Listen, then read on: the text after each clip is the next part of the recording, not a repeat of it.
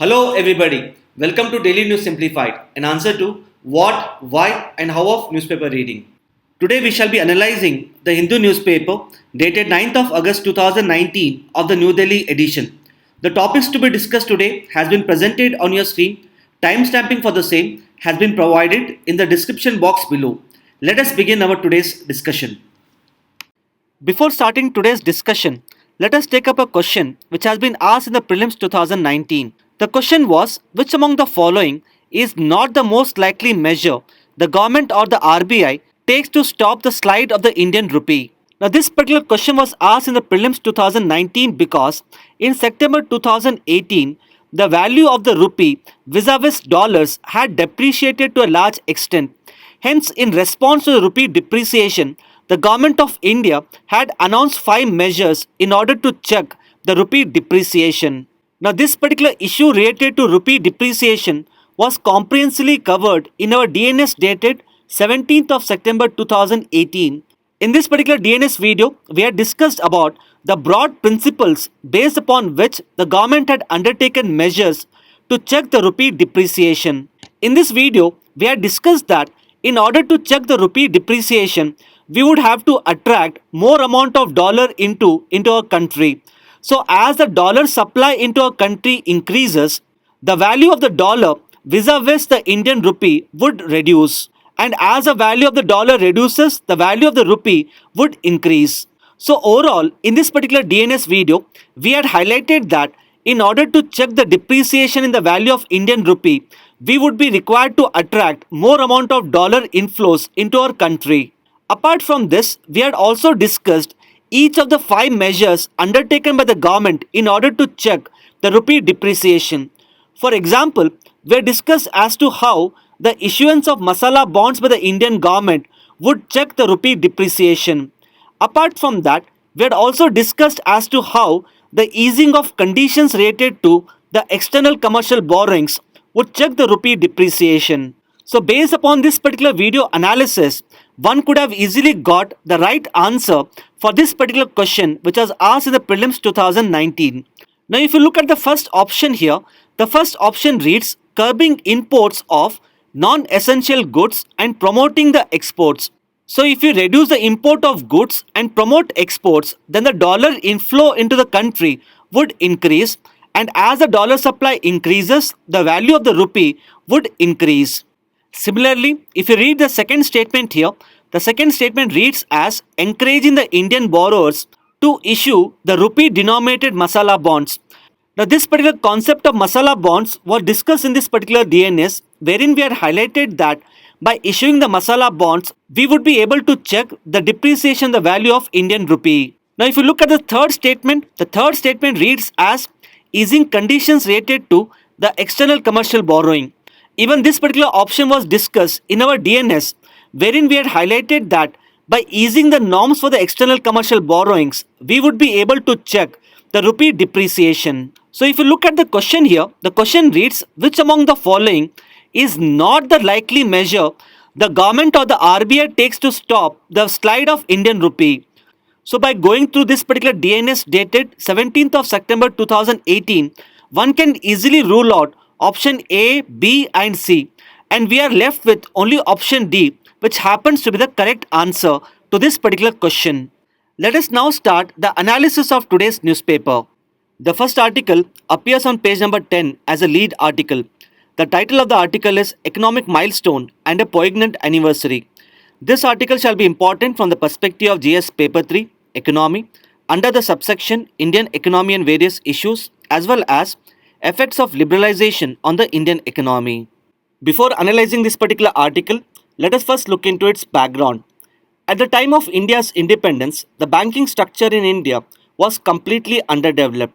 For instance, a large number of people in the rural areas used to avail loans from the moneylenders, traders and landlords, because of which the share of the non-institutional credit was disproportionately higher as compared to the share of credit availed from the banks.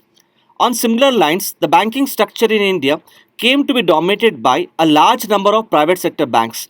And the problem here was that these private sector banks were predominantly located in the urban areas and had limited presence in the rural areas.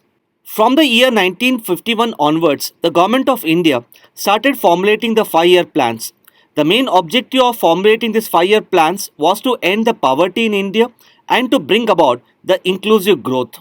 Hence, in order to meet the targets set under the 5-year plans, the government needed a greater amount of control over the banking structure in India. And accordingly, in the year 1969, the government nationalized 14 banks. And this was followed up with the nationalization of 6 banks in the year 1980. In a nutshell, the government took over the ownership and management of private sector banks so as to achieve the targets set under the 5-year plans. The idea was that if the government has a greater control over the banking structure, then the government would be able to improve the financial inclusion, which can in turn lead to the inclusive growth of the Indian economy. So, if one looks at the present status of the public sector banks in India, the banking structure has now come to be dominated by the public sector banks, which presently account for almost around 75% of the banking assets in India. However, the public sector banks are presently facing multifaceted challenges. For instance, the public sector banks are facing the problem of the poor governance as well as political interference. Apart from that, there is a dual regulation of public sector banks both by the RBI as well as the government. More importantly, you must be aware that the banks in India have accumulated a huge amount of NPAs, and this particular NPA problem has come to be concentrated in the public sector banks, which presently account for almost around 86% of the total NPAs of the Indian banks. Hence, against the backdrop of these problems, recently proposals have been put forward that the government has to go for the reprivatization of the public sector banks. In other words, the government has to give up the ownership and management of the public sector banks to the private sector in order to increase the efficiency of the banking system in India. In this regard, this particular article here presents various arguments as to why the government should not go for the privatization of the public sector banks in India. Now, based upon the video analysis of this particular article, a mains based question for your practice here could be: the nationalization of banks in India has improved the rural credit and helped in financial inclusion. In this regard, the privatization of public sector banks would prove to be counterproductive. Let us now start analyzing the various facets of this particular article. Now, the various dimensions that we would be covering in this particular article include the banking policy of the government post 1969, the arguments for the privatization of public sector banks, and the arguments against the privatization of public sector banks. With respect to first dimension, that is the government's banking policy post 1969, the overall objective of the banking policy of the government post 1969 was to move from a class-based banking to a mass-based banking. In other words, the banking structure, which was earlier catering to the urban and the richer class, should in turn cater to the rural masses as such. In order to enable the mass-based banking, the Government of India came up with a large number of initiatives. For instance, the RBI came out with the new branch licensing norms.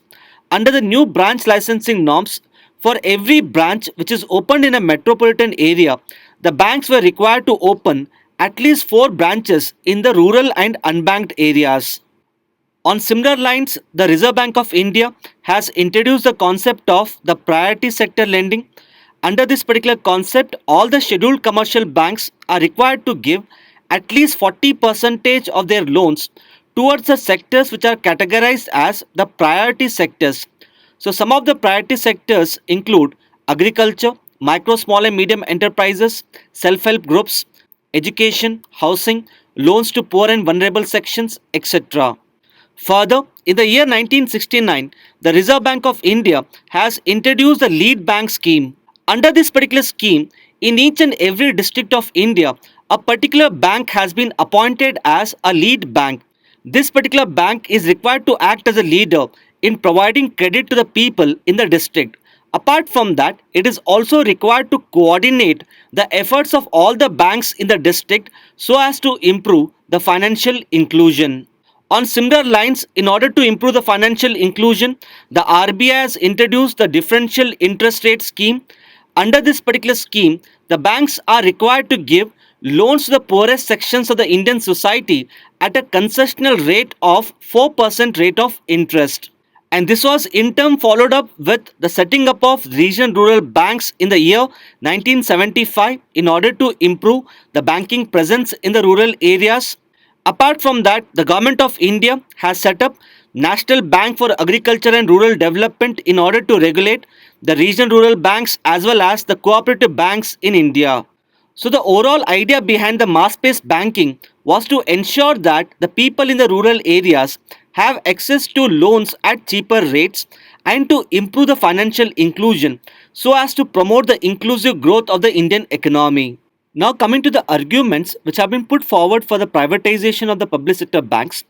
First and foremost, as we have discussed earlier, the public sector banks presently account for almost 75% of the banking assets in India, because of which there is a virtual monopoly of the government in providing the banking services in India.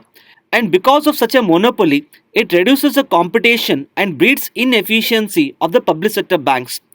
For example, earlier the government used to enjoy the monopoly in the telecommunication sector as well as the aviation sector, where the monopoly of the aviation sector was in the form of the Air India, and the private sector enterprises were not allowed to operate in the aviation sector.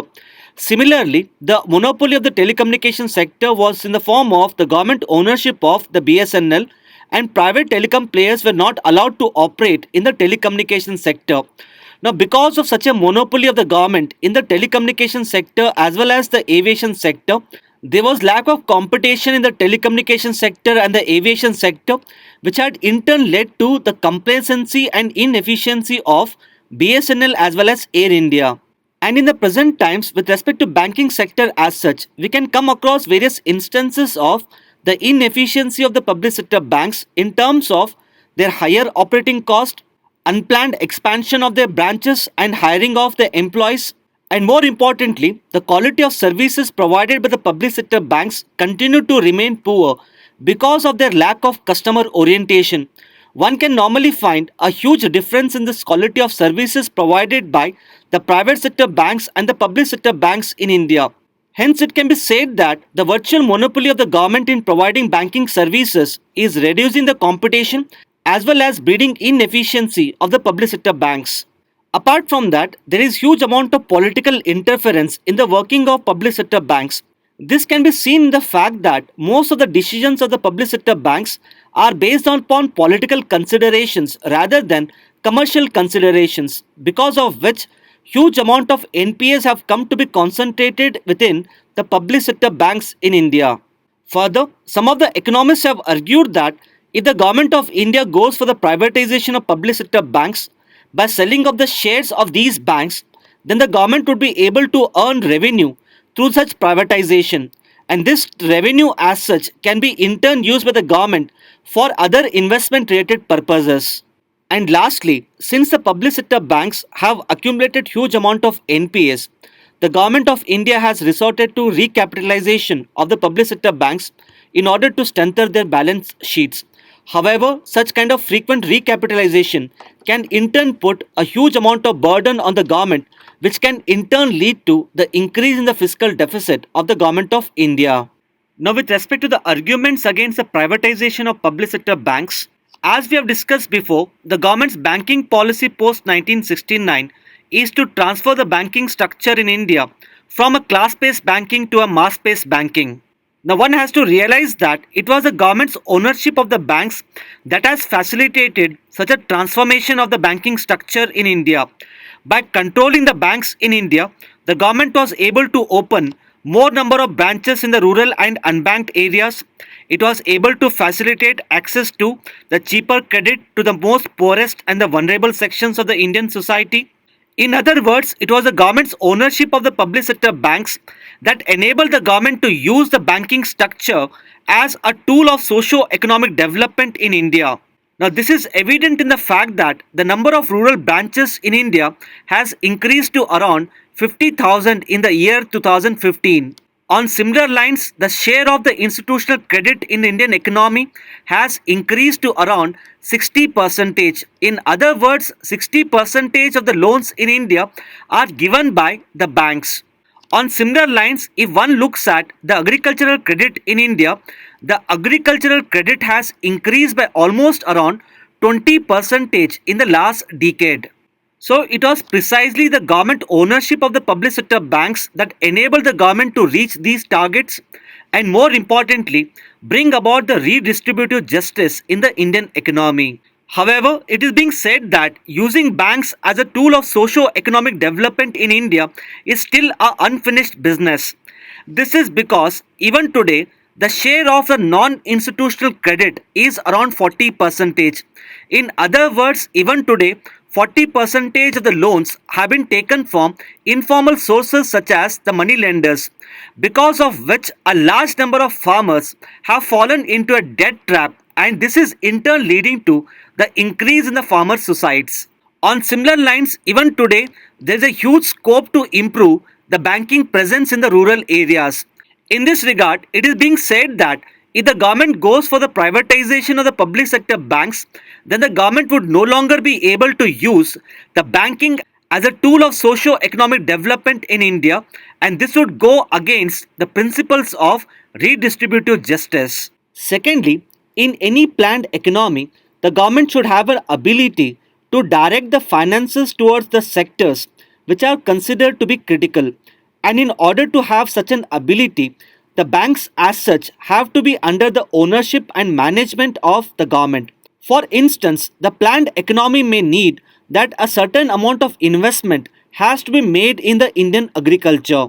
So if the government owns the banks in India, then the government can facilitate this particular investment in the agriculture sector by directing the banks to give more amount of loans to the farmers.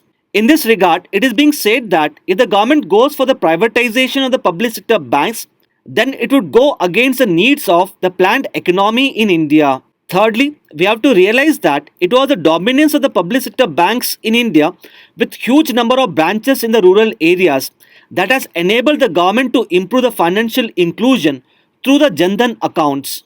In this regard, any move by the government to privatize the existing public sector banks would end up adversely affecting the financial inclusion.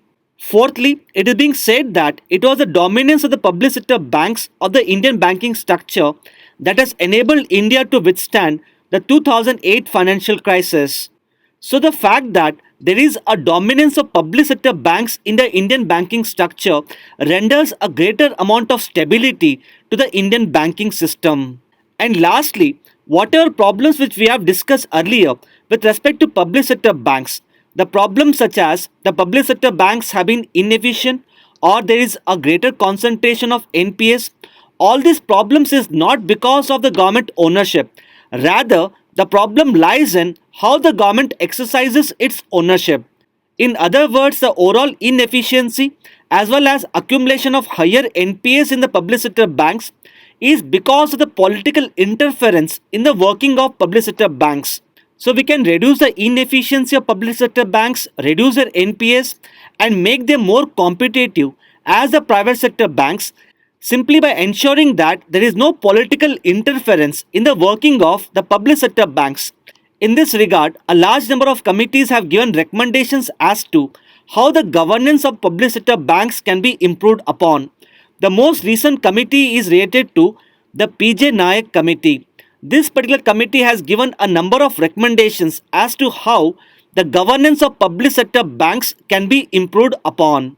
It is in this particular regard, it can be highlighted that instead of privatizing the public sector banks, one can implement the recommendations of PJ Nayak committee in order to improve the overall governance of public sector banks and make them as competitive as the private sector banks in India.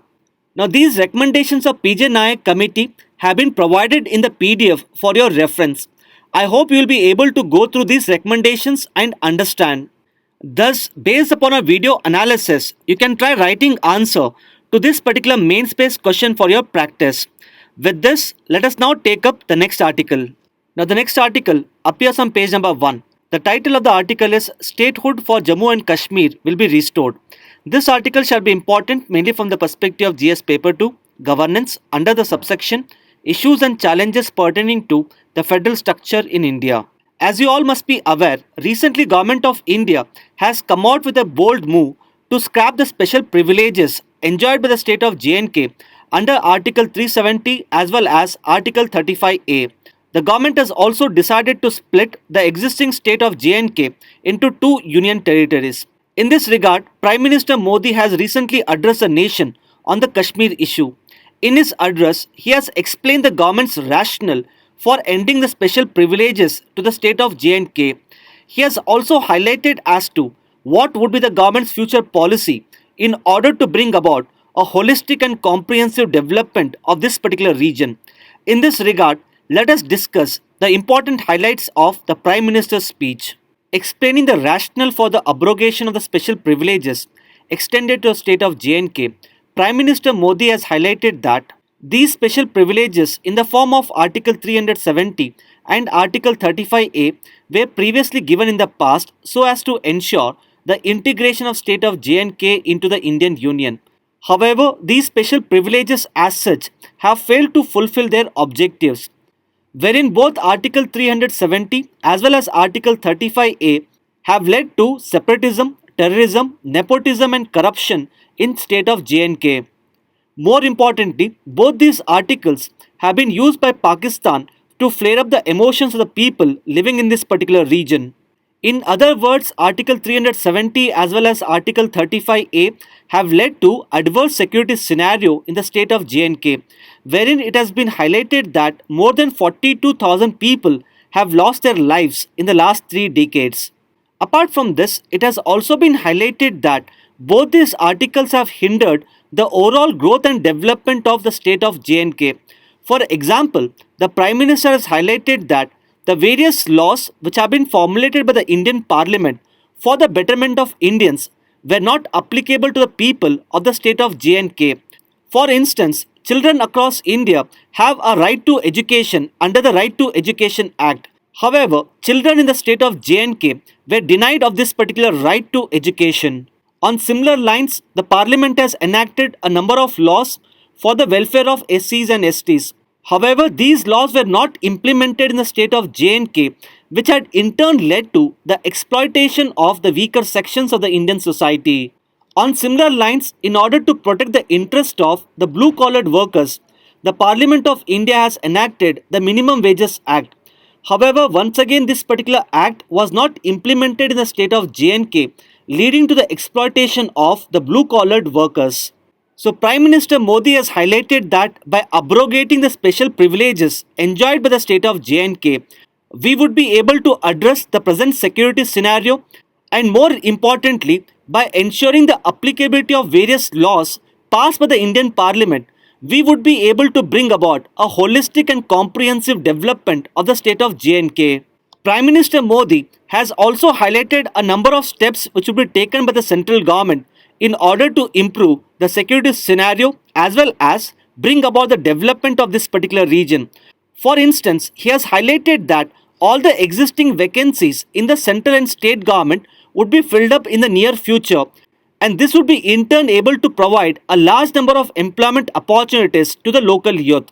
Prime Minister Modi has also highlighted that various PSUs as well as the private sector entities would be incentivized in order to invest in this particular region.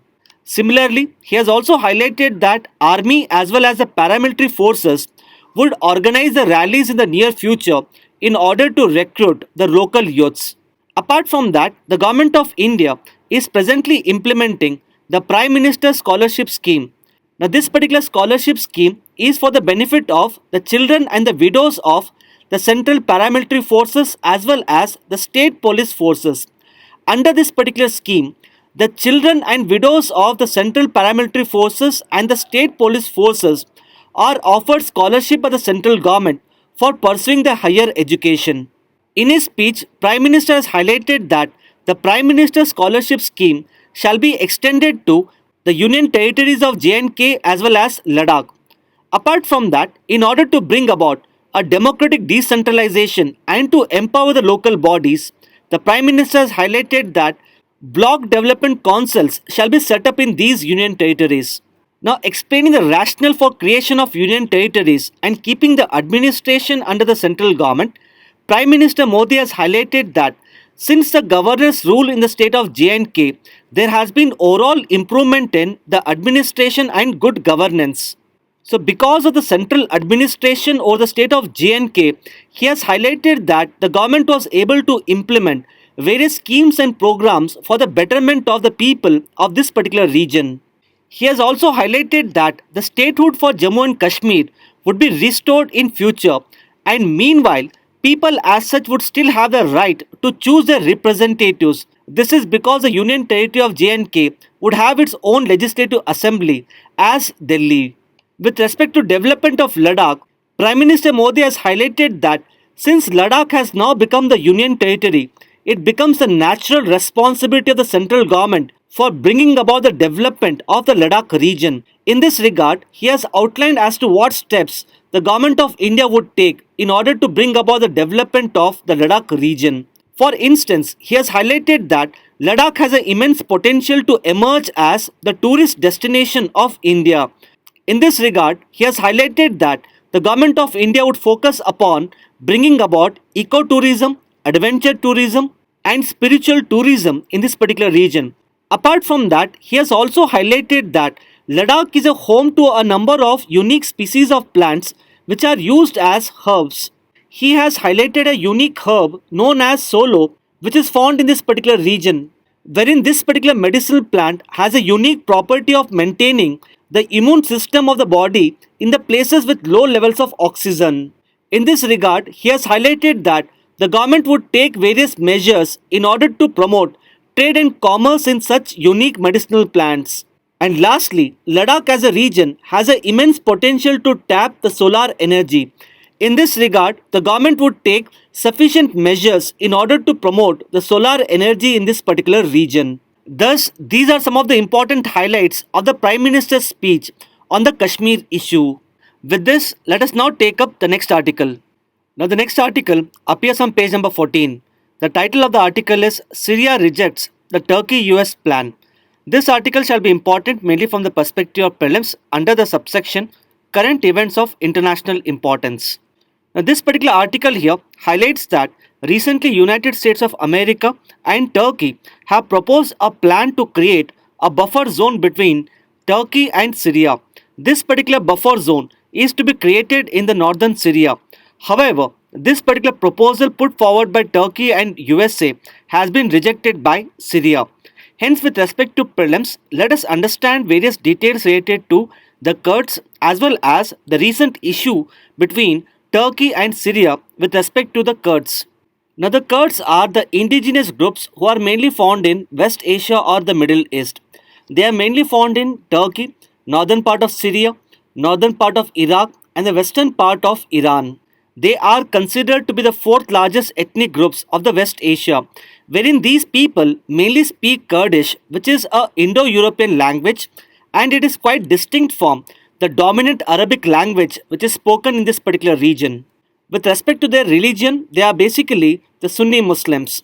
They are considered to be the world's largest group without a country of their own. That is precisely the reason the Kurds who are living in different countries of West Asia have been demanding for a Kurdish state.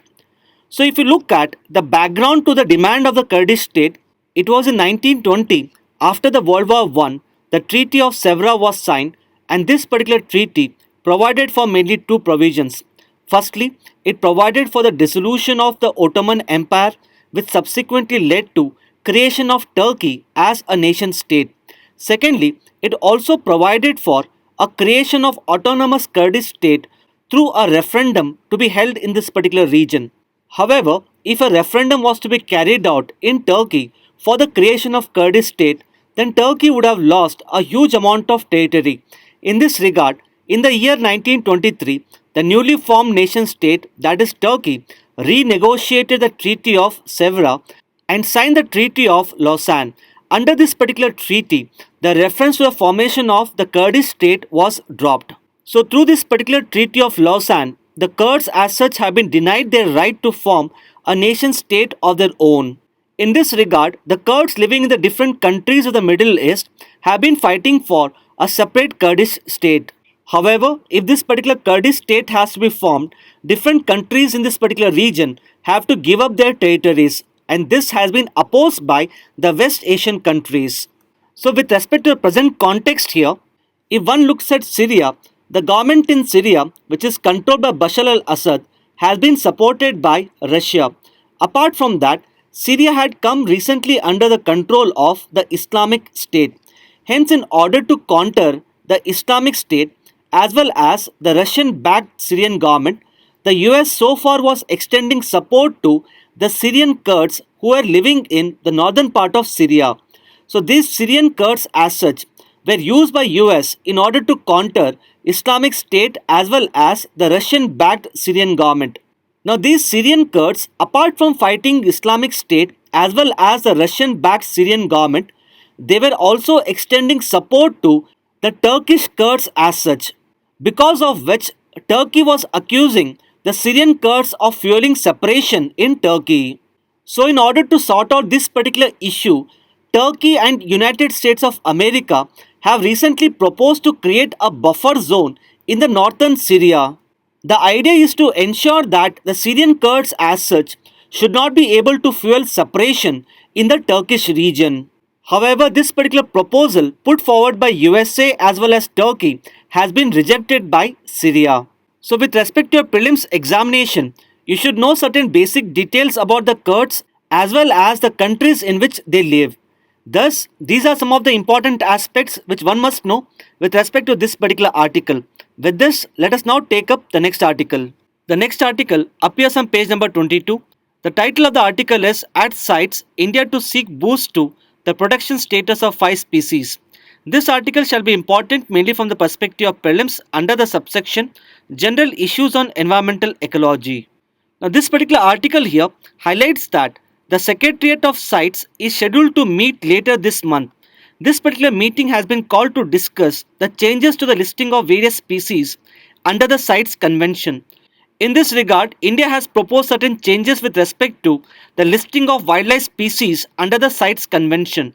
Hence, as part of this video analysis, let us first understand about the CITES Convention and then discuss about the proposals put forward by India.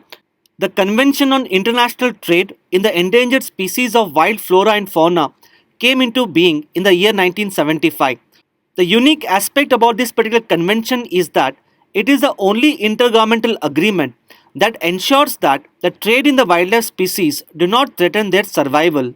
It is to be noted that the CITES Convention is administered through the United Nations Environment Programme, and the Secretariat of the CITES Convention is located in Geneva. Further, the species which are covered under the CITES Convention have been placed under 3 main appendices. Now, depending upon which particular appendix the species has been placed under, it offers various degrees of protection to the endangered species of wild flora and fauna.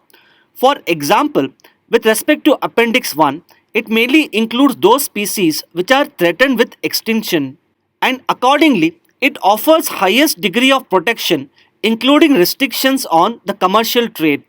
Some of the species which have been placed under the Appendix 1 include gorillas, sea turtles, giant pandas, and so on. With respect to Appendix 2, it mainly includes those species which may not be currently threatened with extinction. However, if we do not put adequate amount of trade controls, then such species can face extinction in future.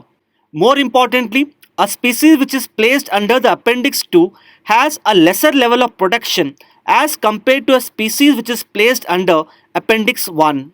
With respect to Appendix 3 includes those species for which a range country has asked other parties to a CITES convention to help in controlling the international trade.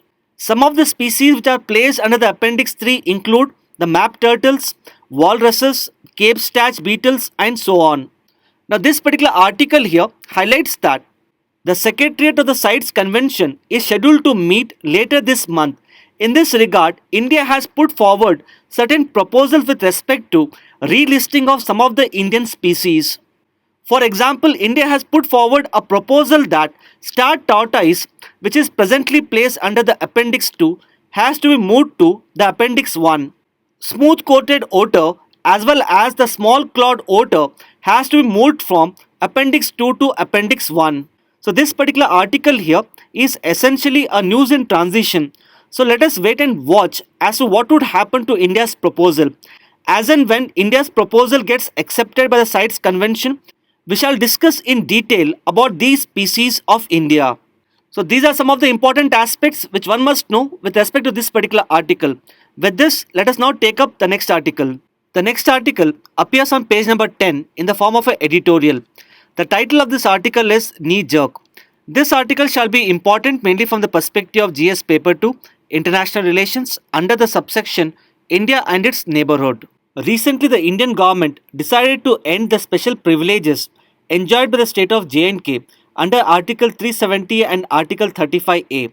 In response to this particular decision of the Indian government, the Pakistan government has recently decided to downgrade the diplomatic relations with India, wherein the Pakistani government has stated that it has decided to downgrade the diplomatic relations with India in order to express solidarity with the people of Jammu and Kashmir.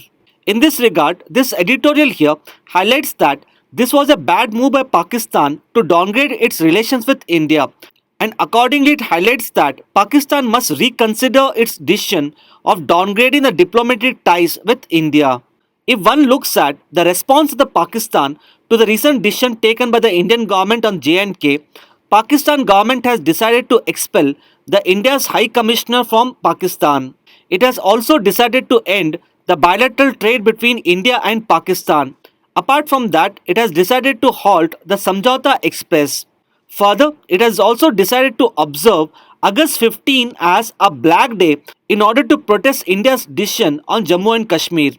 More importantly, Pakistan has also expressed its interest to raise the Kashmir issue at the United Nations. In response to Pakistan's move, the Ministry of External Affairs has issued a statement wherein the Ministry of External Affairs has clearly highlighted that the recent decision of the Indian government is an internal matter of India, and hence accordingly Pakistan should not interfere in the internal matters of India. Secondly, it has highlighted that the downgrading of relations between India and Pakistan was a unilateral action which was taken by the Pakistan government, and the Ministry of External Affairs has expressed the hope that Pakistan would reverse its decision in future. Now, the article highlights that Pakistan may plan to internationalize the Kashmir issue in future. For instance, Pakistan has already issued a statement that it would raise the Kashmir issue at the United Nations. Apart from that, Pakistan may also mobilize the support of the Organization of Islamic Cooperation in order to put pressure on the Indian government. However, this particular article highlights that India can easily counter Pakistan's plan to internationalize the Kashmir issue. This is because of mainly two reasons. First and foremost, the economic clout or the economic influence of the India has been increasing over a period of time, because of which Pakistan may not be able to get a support of a large number of countries. And secondly, most of the Western countries are aware about Pakistan's overt and covert support for the terror elements in the region, and hence it is unlikely that the Western countries would support Pakistan in their proposal. In this regard, the editorial highlights that India need not be worried about Pakistan's plans to internationalize the Kashmir issue. Apart from that, the editorial also highlights that Pakistan's decision to expel India's High Commissioner is not a well thought and a pragmatic move. Rather, it is a knee-jerk reaction to India's decision on J&K. This is because after the 2001 Parliament attacks, India did not send back the Pakistan's High Commissioner. Now, this was a well thought and a pragmatic move of the Indian government in order to ensure that the channels of diplomatic communication should remain open, particularly during the time of crisis. Hence, accordingly, this editorial highlights that Pakistan must reconsider its decision on downgrading the diplomatic ties with India so as to ensure that the channels of diplomatic communication always remain open between India and Pakistan. So these are some of the important aspects which one must know with respect to this particular editorial. Now, based upon our video analysis, these 4 questions shall be a prelims question for the practice. Please pause this video and try to find answers to these 4 questions. We shall be discussing the answer after 5 seconds. The first question here is, consider the following statements related to the Convention on Trade in Endangered Species of Wild Flora and Fauna. The first statement here is, it is the only intergovernmental treaty to ensure that the trade in the wildlife species do not threaten their survival in the wild. As we have discussed, this statement here is correct. The second statement reads as, it is administered by IUCN. This particular statement here is wrong. This is because the CITES convention is administered by UNEP. Hence, accordingly, the correct answer to this particular question is A, that is one only. The second question reads as, consider the following statements related to the Prime Minister's Scholarship Scheme. The first statement reads as, it provides scholarship to the wards and widows of the paramilitary forces and the state police forces. This statement here is correct. The second statement reads as, it is implemented by the Union Home Ministry. Even this particular statement here is correct. So looking at the options, the correct answer to this particular question is C, that is both 1 and 2. Now coming to the third question, the question here is, which among the following sectors have been classified as the priority sectors by the RBI? It is to be noted that agriculture, micro and small enterprises, self-help groups, as well as the loans to the poor and vulnerable sections have been classified as the priority sectors by the RBI. Hence, the correct answer to this particular question is D. Now, coming to the last question, the question here is, consider the following statements related to the unique medicinal plant solo. The first statement here is, it helps in maintaining the immune system of the body in the places with the low levels of oxygen. As we have discussed, this statement here is correct. The second statement reads as, it is mainly found in the Western Ghats region. As we have discussed, this statement here is wrong. This is because the unique medicinal plant solo is mainly found in the Ladakh region. Hence, accordingly, the correct answer to this particular question is A, that is one only. With this, we have come to end of today's discussion. Now let us have a look at the question for the day.